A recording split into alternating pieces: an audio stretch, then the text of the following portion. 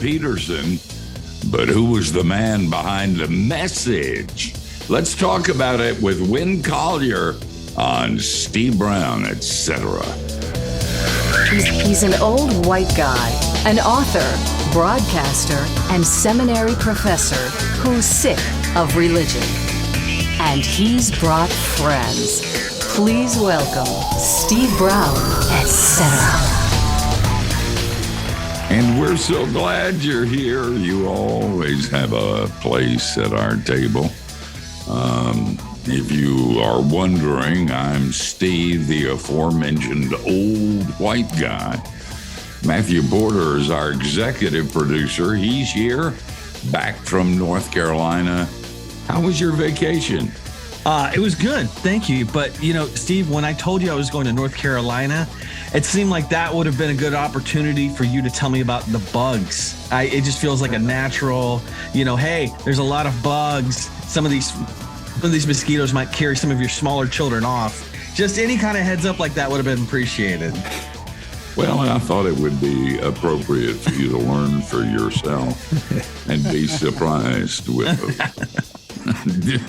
Listen, you're from Florida. You already know about bugs. True.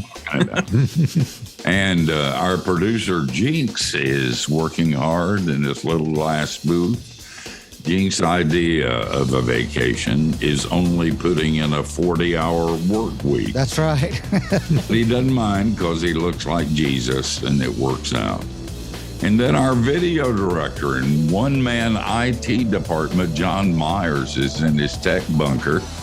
John's spiritual gift is asking, have you tried turning it off and then turning it back on again? And John gets a bunch of free sins because he is, as I speak, suffering from COVID. We all suggested that he wear a mask for this program, but he's refused. So just so you know, we're all going to die. Kathy Wyatt is here. We didn't think she was going to make it. She was at the doctor's dealing with some vertigo. That's her story and what she told the doctors, but everybody here knows it's booze. And we've been insisting that she do something about it, go to AA and show up more regularly and not spend so much time at the doctors. George Bingham, Dr. George Bingham, is the president of Key Life. Look for the new biography about George. It's called A Beautiful Mind and a Not Half Bad Beard. And our guest today, and I've been looking forward to this, is Winn Collier. He's authored 5 books, and he contributes to other volumes and magazines, including Christianity Today and Christian Century. And that's a miracle that he writes for both Relevant and the Washington Post. He's a pastor for 25 years, which means he can get to heaven without grace. They don't even ask about Jesus. They just say, you poor dear, you come on in. He was the founding pastor of All Souls Charlottesville in Virginia, and now directs the Eugene Peterson Center for Christian Imagination at Western Theological Seminary. Winn's latest book is the authorized, whatever that means, biography of the late aforementioned Reverend Peterson. I hold it in my nicotine-stained fingers. It is called A Burning in My Bones. Winn, thanks for taking time to be with us. Well, I am really glad you asked me to. Now, listen, we obviously are going to get into some of the details of who Eugene Peterson was. But first, tell us how this book came about. How did you arrive at an authorized biography?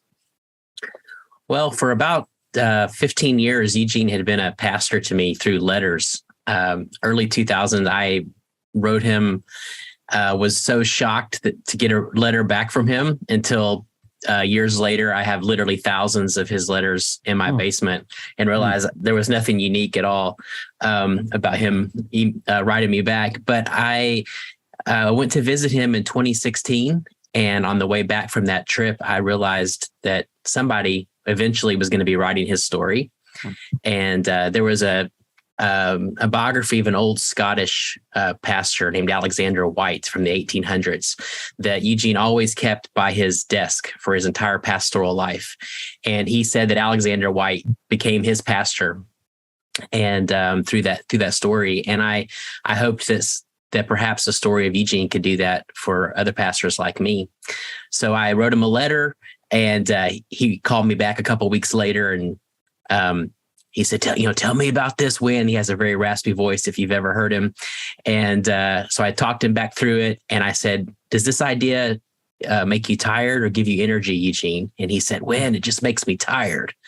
And so I assumed that was the end of the conversation. And for some reason, we kept talking. And about 10 minutes later, he said, Winn, I think I have energy now. I think you're supposed to write this book.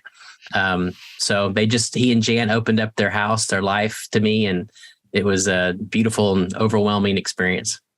I'm always hesitant and we get lots of books and lots of biographies. And I generally don't like them because somebody's worshiping at the altar about the person about whom they're writing. And I don't think that's helpful to anybody. In fact, if you have famous Christian biographies and they don't tell you the dark side, then you burn those. God didn't do that in the Bible with our heroes, and we shouldn't do it with our books. That does nothing but depress regular and normal Christians. And speaking of normal, the thing I love about Eugene Peterson, and I mean it in a profound way, he was normal. There was balance about him that you got the feeling came from Jesus. He didn't do crazy things like I do. He didn't go out of his way to do dumb things like I do. And I always looked up to him. I only met him one time, and that was at a conference where we were speaking. And during my session, I was telling some stories about my late mother, who was mean and loving and gentle and hard and eccentric. And the stories are just wonderful. And Eugene loved those stories. And he told me, what great stories. And then he said something that I've treasured and I've thought about since then. He said that eccentricity is close to godliness. And he meant it. And I'm going to tell my mother that whenever I get home and I'm cramming for finals. I'm going to tell her what Eugene Peterson said about that and about her. Winn, introduce us to Eugene, and then we'll get into some details. This is a fascinating book. It really is, and it's incredibly honest. If I ever authorized you to write a biography about me, I would have erased about a third of this book. I just want you to know that. But introduce us to him. We just have a couple of minutes, and then we'll get into some details after the break. Well, Eugene was a Montanan, and those mountains and that lake shaped his life. He was the son of a butcher. He was the son of a Pentecostal mom who was a preacher and a pastor, whenever they, depending on which pastor was in town at the time, about whether or not she could use the title. But he was a human who deeply loved God. He loved beauty. He loved good food. He loved his children. His wife would say he didn't talk nearly enough. He deeply loved the God of the Bible. He loved mysteries and novels, and he loved everything about the good questions that Christians ask and ponder and carry with them. And when you talk about him telling you that your stories of was it your mother or grandmother? I can't remember, but the eccentricities that it's all about for Eugene being who you were created to be, not being like somebody else. Toward the end of his life, somebody asked Eugene, "What are you most grateful for?" And Eugene paused for a moment, and the line he came up with I thought was so beautiful. He just said, "Oh, I'm just so grateful that I got to be Eugene." It's such a cool answer. By the way, if you guys haven't seen it, you might want to Google the time he spent with Bono. That was an amazing interview. And I think you saw the real Eugene Peterson during that interview. He was so open and so vulnerable and so honest. And Bono has a lot of that in him, too. And it was obvious that they hit it off. The name of the book, again, if you're not familiar with Eugene Peterson, except in reading the message, that's a cool way to be familiar with him. But there's some other ways you ought to be familiar to. It's called A Burning in My Bones, the authorized biography of Eugene H. Peterson. And on the other side of the break, we're going to find out some details, but we're also going to find out what the H stands for in his name. Don't go away. Like Jesus, we're coming back.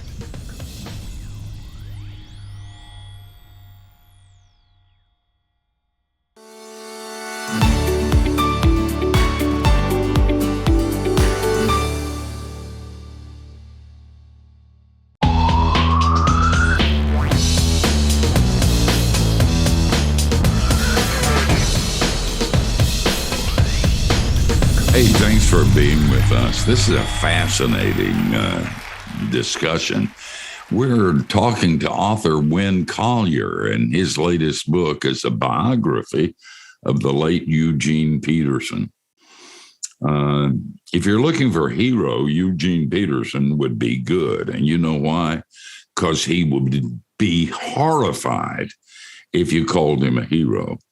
But at any rate, we're talking about this book, and it's called A Burning in My Bones.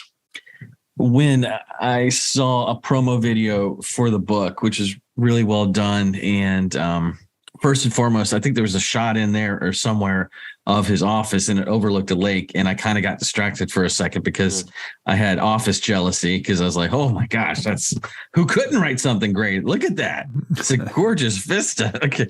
But you talked about kind of his personality, but in that promo video, you talked about his presence. I wonder if you could just kind of go a little bit deeper as to what it was like to be around him, and not just like a conversation. Obviously, you spent some, significant, meaningful time around him. What was his presence like? Yeah, thanks for asking that question. I will say, just because it's interesting, not in any way as a correction, but just says something about who Eugene is that while he didn't talk about it often, he was always very careful to never call his office an office. It was always called a study. And for him, in the world he grew up in, he said an office is what a business person does, and that's noble work. But the work I'm up to is something different. And so even the space that he carved out, the names he gave it, for him shaped the way he thought about it. I like it.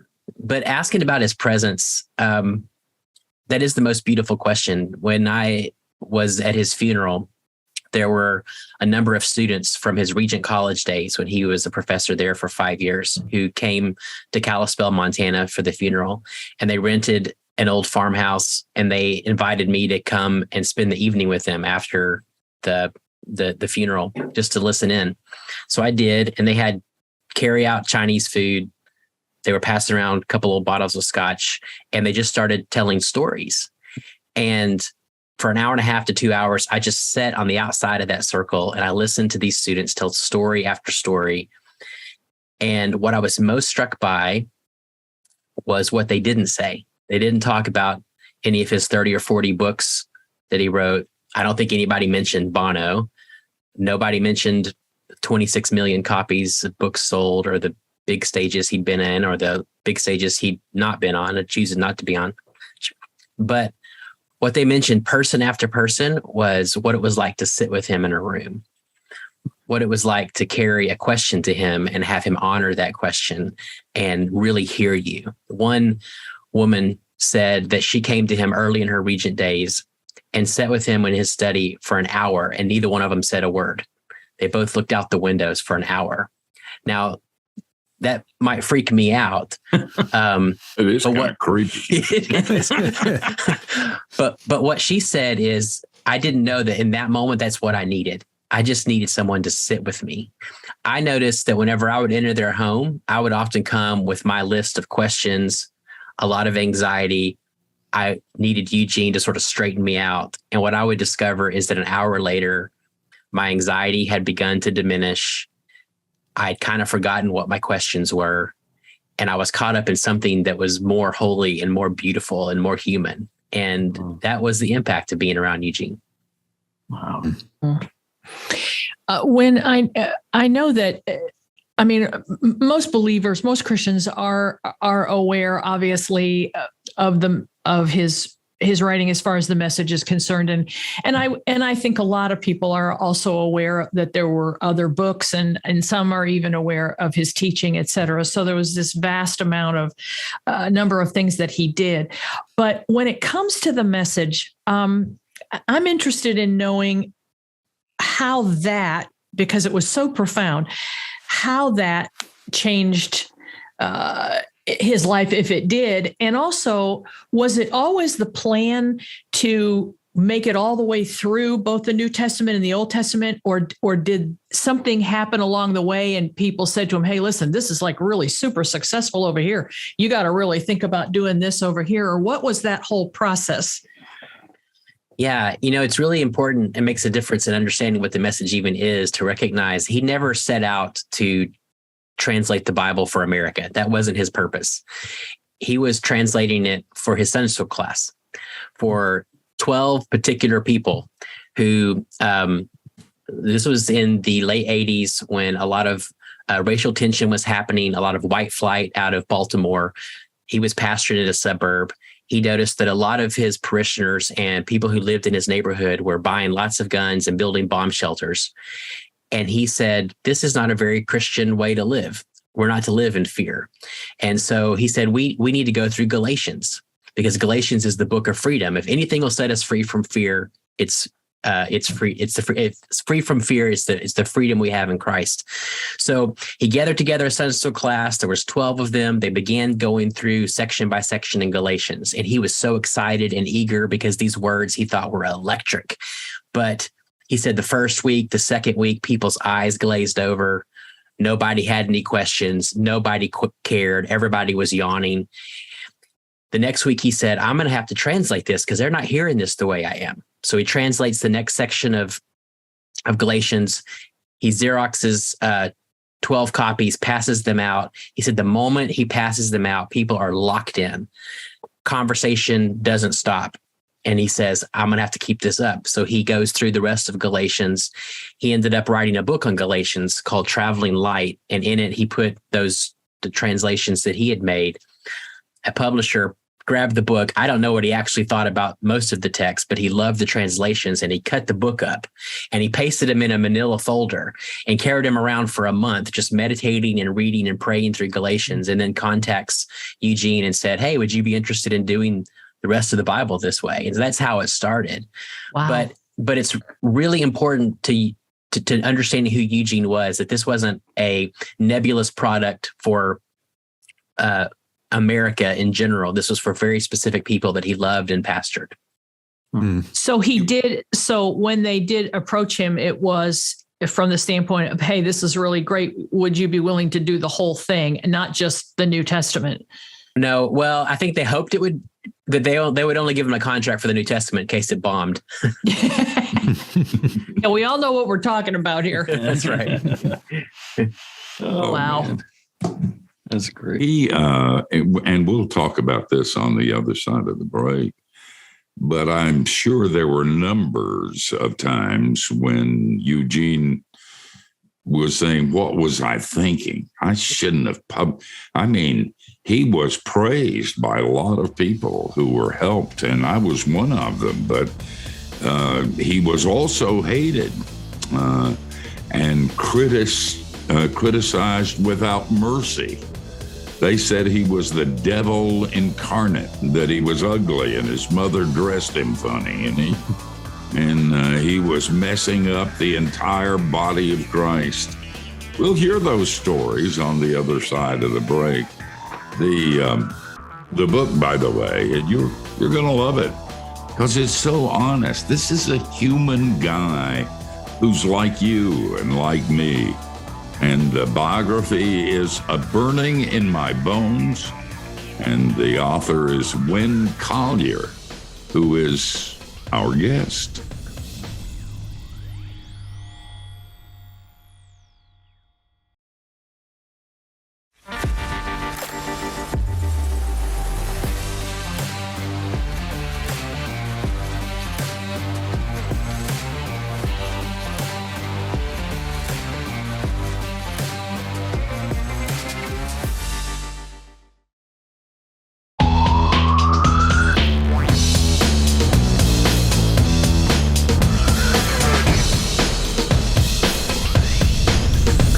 Hey, thanks for joining us.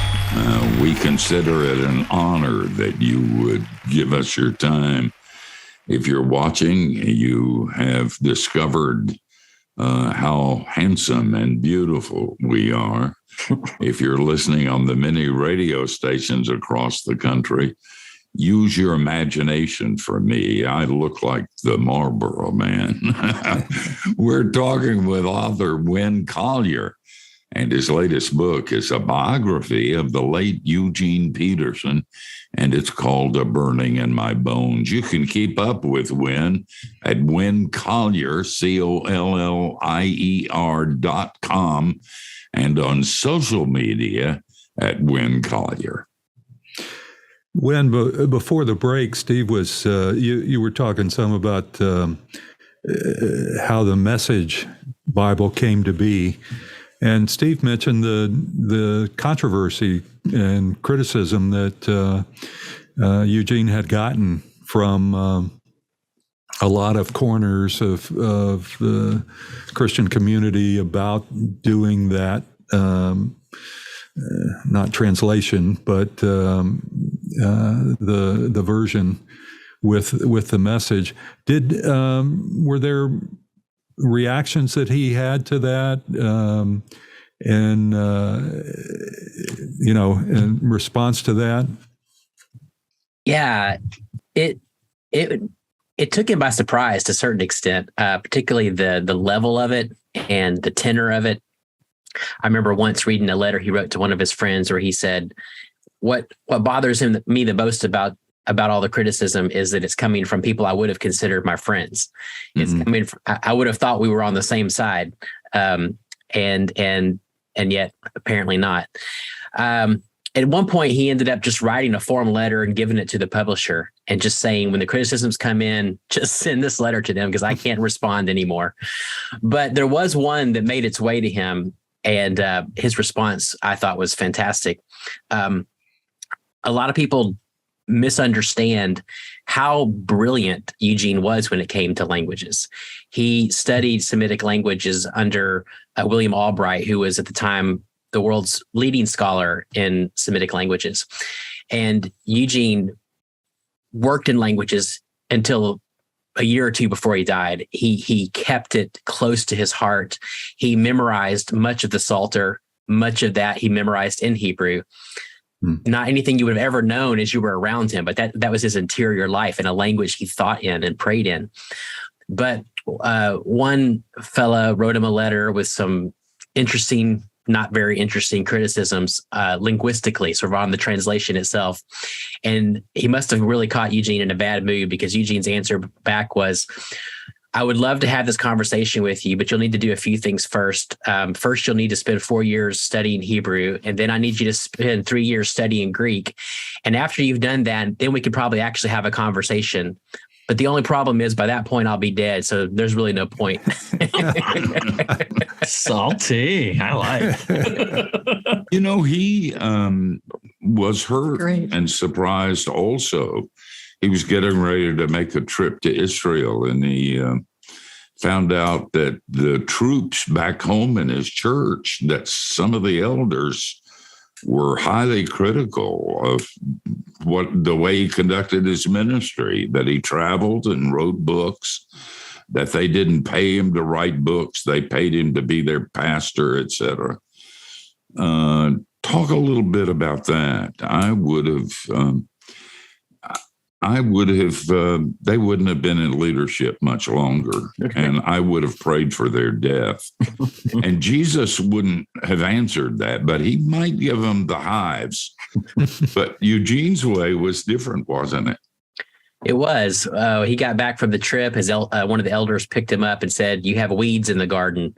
You need to pluck the weeds." And it really bothered him in his journal around those times. He journaled a good bit that he felt just really misunderstood, that his pastoral life was really devoted to his people at that church, that his writing was flowing out of his pastoral life. And there were some moments he described in his journal where he went into the church auditorium all by himself late at night and pulled out some of the imprecatory psalms and sort of, he and God that makes me feel better. He and God had a few rounds. So, yeah. Awesome. He was, one of the things that I found winsome about him, and I've said this over and over, was his humanness. A fresh humanness that he didn't try to hide. And I when I was reading about the criticism, I thought, oh, spit. I'm going to read about this saint who gets on his knees and prays for God to bless his enemies and who's nice and kind. And as I was reading, I thought, yeah, listen, he and I could have a beer together if I drank beer. And I was pleased with that. In fact, I'm pleased with that throughout your book, the humanness of Eugene Peterson in the best possible way. You could almost substitute holiness for that. We don't think of holiness in that way, but that's what it is sometimes. Yeah.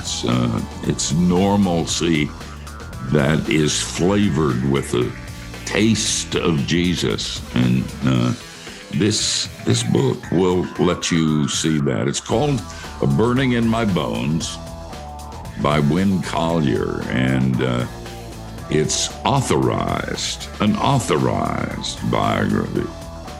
Eugene, among other things, was crazy to let you print half of this. We're coming back.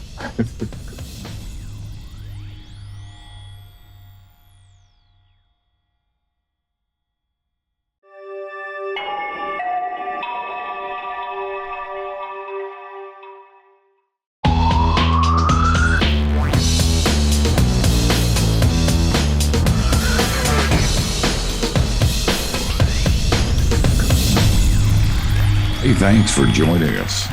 By the way, if you don't currently get our weekly email, Key Life Connection, you ought to give it a try.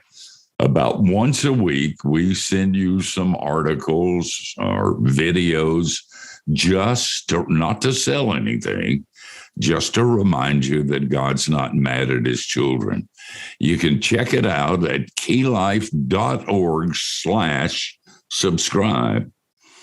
When on the other side of the break, we were talking about holiness and humanness, maybe even earthiness. You want to talk a little bit about that and its relationship to Eugene?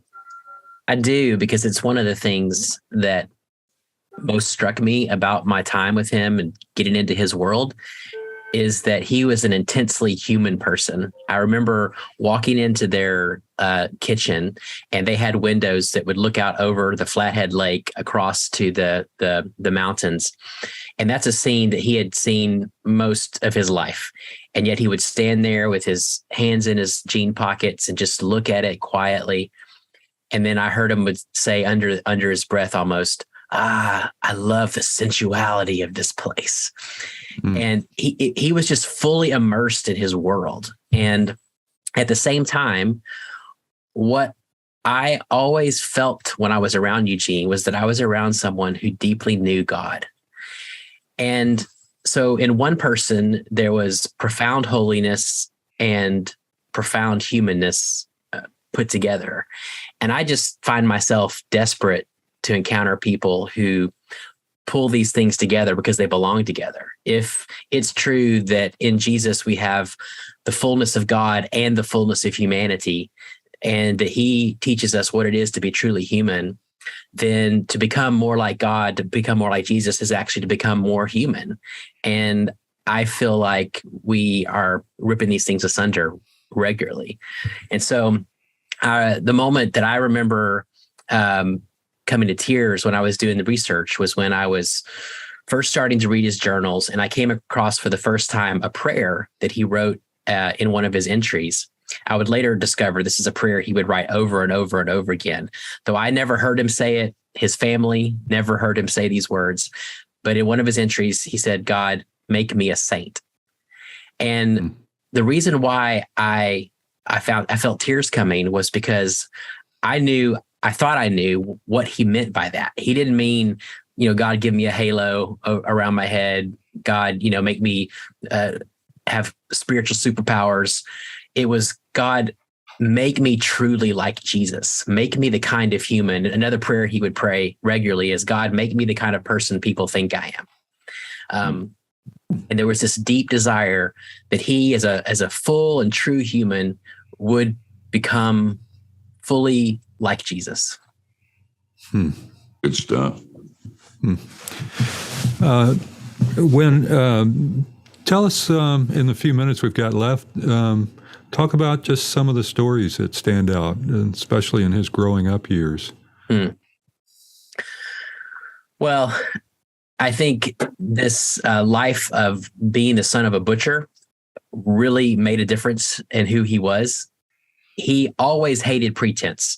It's one of the reasons why he didn't like being at Christian conferences or doing the book tours and those sorts of things, is because he would always felt like he would be rubbing up against people who were liking to show off their power and, the gold cufflinks and this sort of thing. And he was a Montanan, and in the butcher shop, one of the things he said that he learned is that that's where he first learned the meaning of the word congregation. Because in the butcher shop, everybody belonged. Whether you could afford, the ribeye steaks, or all you could afford was a little bit of chitlins, you belonged, and his dad knew your name.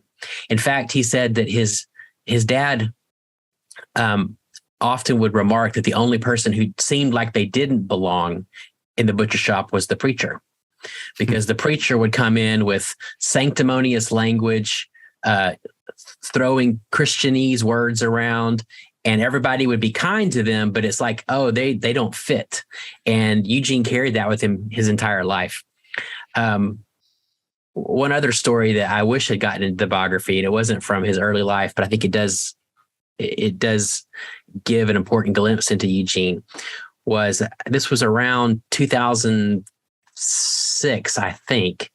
And Eugene and his wife, Jan, were at a speaking engagement, and then they were doing a retreat at a friend's house. And a musician, Fernando Ortega, you may know Fernando, he was there with them. And Fernando had his laptop in the living room, and he was explaining to Jan and Eugene this wonderful thing called Google. And Eugene just didn't have much technology in his life at all. He couldn't even comprehend Google. But Jan was always really, really intrigued by anything new, and her eyes were sparkling. And she said, "Tell me more." And so he began to explain to him how this works. And so Jan's eyes lit up, and she said, "So you're telling me that if we typed in Eugene's name, that we get lots of information?" And Fernando says, "Yeah, that's right." And she goes, "Let's do it." So they sit on the couch. Fernando's in the middle, and Jan's on one side, and Eugene's on the other side. And he opens up his laptop, and he clicks in Eugene Peterson and hits the enter button. And then, all these entries just begin to scroll up. And instinctively, immediately, Eugene stretches out his hand, grabs the top of the laptop and closes it and stands up and walks out of the room. And Fernando said, I thought, oh my goodness, I've offended Eugene. And he came back an hour or two later and he said, Fernando, just so you know, I'm not angry at you at all. He said, I have a hard enough time with my ego without being concerned about what all these people who I don't even know think about me. And when I heard that story, that resonated with what I knew and experienced of Eugene. And it gave me this longing to become more a kind of person who, in my own ways, would have that instinct to reach out and close that laptop. Wow. Very quickly, because we have about 30 seconds, tell us about the Eugene Peterson imagination thing that you had up. It's a new center. We have gatherings for pastors. We have a gathering in October called Doxology, but it's not only for pastors. It's for artists and writers and musicians, for what I call trying to be faithful, but mostly befuddled Christians. Just trying to center our hearts on God. We have local regional gatherings with art and faith and starting conversations for artists and pastors. And information is at thepetersoncenter.org. petersoncenter.org. Winn, this has been a great hour and a great book. And thanks for giving so much of your life, 2 or 3 years, to writing it. Thanks for being honest and not creating an idol.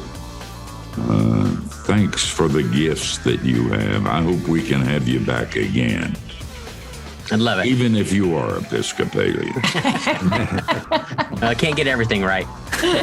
Guys, we're going to come back for a short time and tell you who we're going to do it unto next week.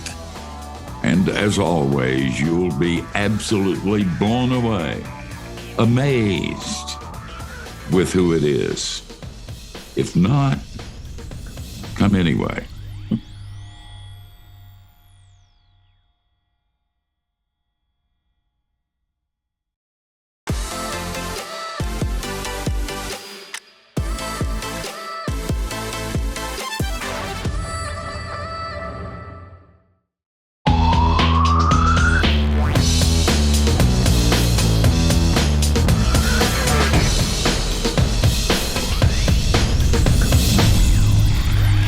What a great hour. When you do these biographical things, you think, oh my, this is going to be awful. We're going to do a lot of flesh worship. We're going to put somebody on an altar and bear down, and I can't abide that. And so it would have been an awful hour. But this book isn't that.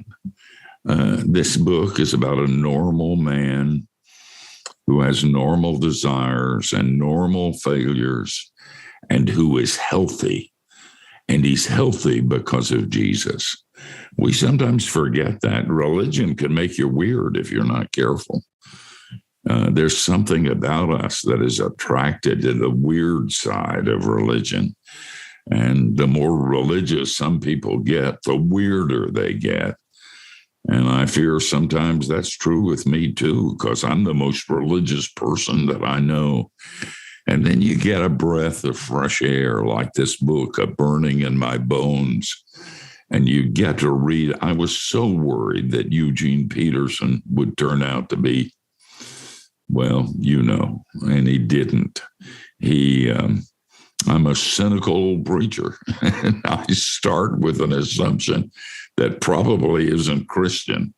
And sometimes you meet celebrities and you just want to, I wish I had met them.